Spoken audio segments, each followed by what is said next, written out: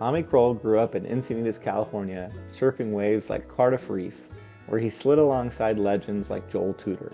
He inevitably crossed paths with Kazu, owner and operator of Resin Craft, and now Laminations San Diego. Tommy got to start doing ding repair and restoration work, building a reputation for high-end color matching, especially on abstracts, which made him the go-to ding repair specialist for Resin Craft customers. Eventually, he got to work restoring some of Joel's personal collection, and when Joel and Kazu decided to open up Laminations San Diego, Tommy was in lockstep. He helped Papa Joe in the initial build-out and fell in line as the resident gloss coat finish work specialist, putting the final touches on boards for highly sought-after labels like Jeff McCallum, Derek Disney, Ryan Birch, Tudor Surfboards, and THC.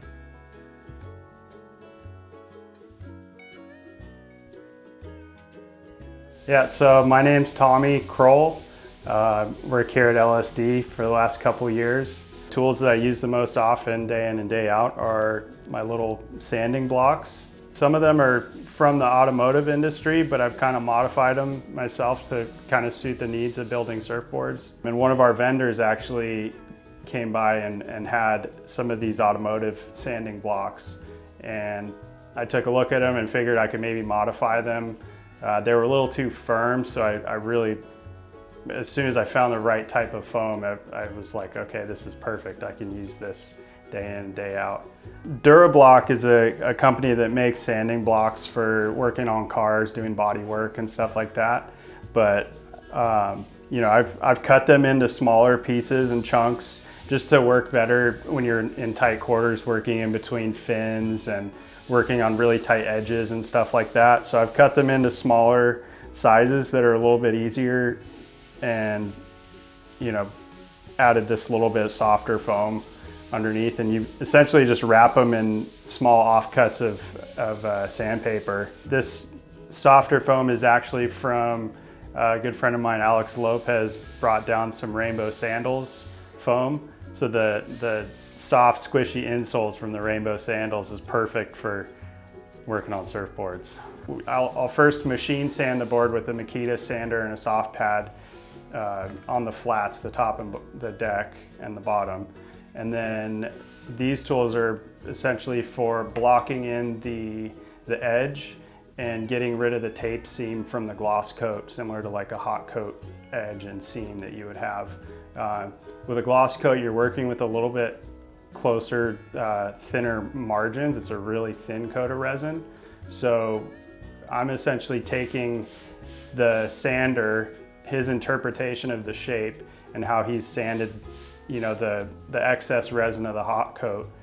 I'm then adding another layer of gloss resin on top of that, and then I have this really thin margin to super finely tune the fins, the edges, the shape of the rails, all of the bottom contours. So it's really a final fine-tuning of the shape at the very end. I use the hard side, the harder density side of the block, for the back third of the board where I want the edge really sharp. And then this softer density side of the block I'll use for the softer part of the rail where Ryan doesn't necessarily want a full hard edge. It's a little bit more of a softer release part of the rail. So there's a lot going on with the edge work on his boards that you've really got to nail it in, and that's where having a little block like this comes in handy. It's kind of like my magic eraser. It gets rid of the seam where I don't want it, and then the hard edge allows me to sharpen it where I do want it sharp. It's a little tedious, but I mean, this is kind of my favorite part of the process, honestly, because you're really putting the exclamation point on the sander's interpretation of the shape. You're working with a really tight margin with the gloss coat because you don't want to burn through it all the way down to your weave underneath. But you've got just enough material there that you can fine tune the edges, the fins, you know, just enough to take it to the next level at the very end. I'm only as good as the guy before me. So I work pretty closely with Alex, our sander.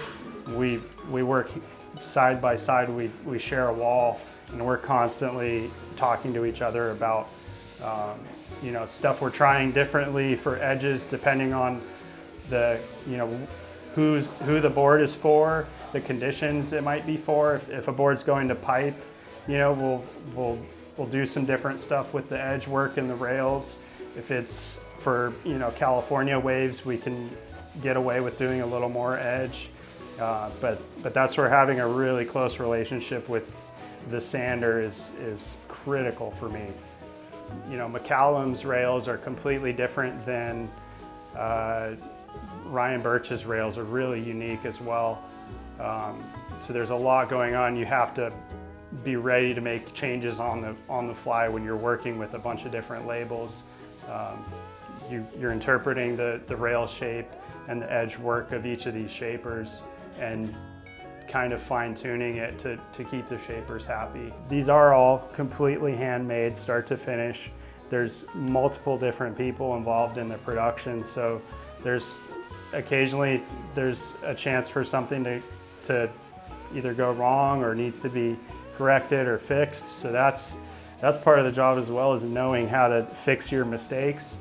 I joke with these guys sometimes that they won't see my mistakes because I'll stay late and work till the middle of the night fixing them so that they never get a chance to see them. They come in the next day and it looks great, and they have no idea that I worked till 11 p.m. re-glossing a board. You do what you got to do.